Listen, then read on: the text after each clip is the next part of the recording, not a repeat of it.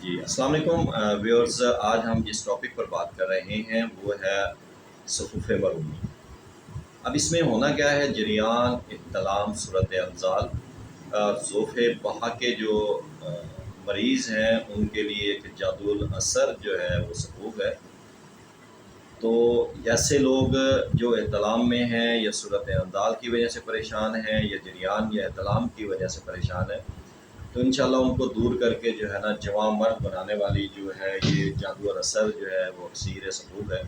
تو انشاءاللہ جو اسے بنائے گا، استعمال کرے گا، تو انشاءاللہ اللہ کے حکم سے بہت زیادہ جو ہے وہ فائدہ اٹھائے گا، اور بہت ہی سستا اور آسانی سے تیار ہونے والا اور عام چیز ملنے والی چیزیں ہیں جو کہ اس نسخے کے اندر استعمال کی گئی ہیں۔ تو انشاءاللہ اگر اسے استعمال کر لیں گے تو جریان کے جو مریض ہیں، جو جریان کی وجہ سے پریشان ہیں، یا ایسے لوگ جو احتلام کی وجہ سے پریشان ہیں، ادویات کر کے پریشان ہو چکے ہیں اور وہ ٹھیک ہونے کا نام نہیں لیتے، یا جو صورت انزال میں مبتلا ہیں، یا جو ایسے اشخاص جو ذوف بہا کی وجہ سے پریشان ہیں، تو انشاءاللہ اللہ کے حکم سے جب وہ اسے استعمال کریں گے تو انشاءاللہ اس کے رزلٹ کو دیکھ کر حیران رہ جائیں گے۔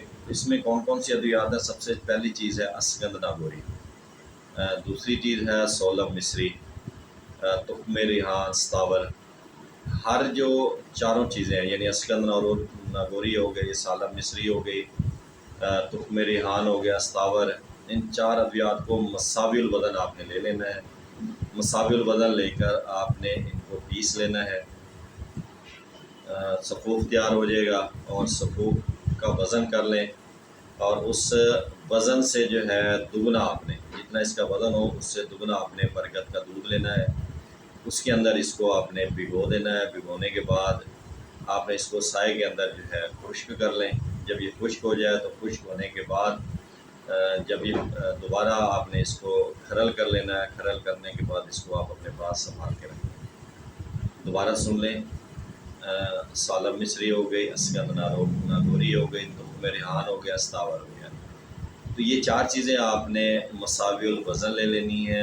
مساوی الوزن لینے کے بعد ان کو آپ نے کوٹ چھان لینا ہے۔ جب یہ صفوف کی شکل اختیار کر جائے تو اس کے برابر وزن میں، یعنی کہ دگنا جو ہے، جتنا اگر یہ 4 تولہ بن رہا ہے تو اس کے اندر 8 تولہ آپ نے برگد کا جو ہے دودھ ڈالنا ہے۔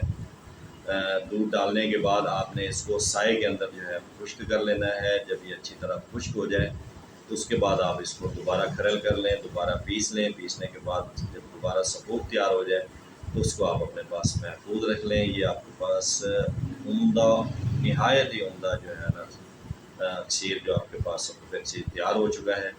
اس کے بعد آپ نے کیا کرنا ہے، ترکیب استعمال میں کیا کرنا ہے۔ ایسا شخص، ایسا مریض جو جریان میں، احتلام میں، صورت انزال میں، قوت اس میں ذوف بہا کے عمل میں جو ہے مبتلا ہے اور پریشان ہے، اس کو آپ نے صبح نہار میں، یہ جو صفوف ہوگا 6 جو ہے ماشا، 6 ماشا جو ہے نا صفوف آپ نے نہار منہ سے دودھ کے ساتھ، نیم گرم دودھ کے ساتھ آپ نے استعمال کروانا ہے۔ انشاءاللہ اللہ کے حکم سے فوائد ہی فوائد ہیں۔ نامرد کو جو ہے مرد بنانے میں نہایت ہی مفید اور اکسیر الاثر ہے۔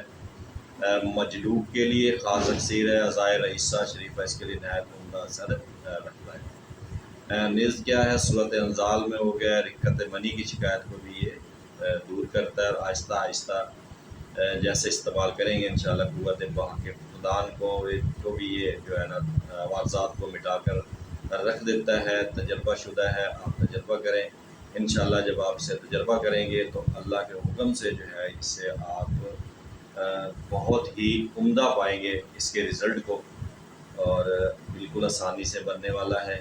تھوڑا برکت کے دودھ میں پریشانی ہوگی تو وہ بھی نہیں ہے، علاج کے لیے انسان بہت کچھ کر سکتا ہے، کوئی اتنا مشکل کام نہیں ہے۔ تو آپ اسے استعمال کیجئے، اور اللہ کے حکم سے جو جریان کا معاملہ ہے، احتلام کا ہے، یا صورت انداز کا معاملہ ہے، یا ذوف بہا کا ایشو آ رہا ہے، ٹائمنگ کا ایشو ہے، اور منی جو ہے وہ پتلی ہے یا مقدار کم ہے، تو انشاءاللہ جو اللہ کے حکم سے جو ہے ان تمام معاملات کو یہ درست کرے گا، اور انشاءاللہ آپ کے لیے ایک جادو کا اثر ہے، لازمی بنائیے گا اور ہمارا چینل لازمی سبسکرائب کر لیجیے گا تاکہ ہماری جو آنے والی نئی ویڈیوز ہے وہ آپ تک پہنچتی رہیں گی۔ السلام علیکم۔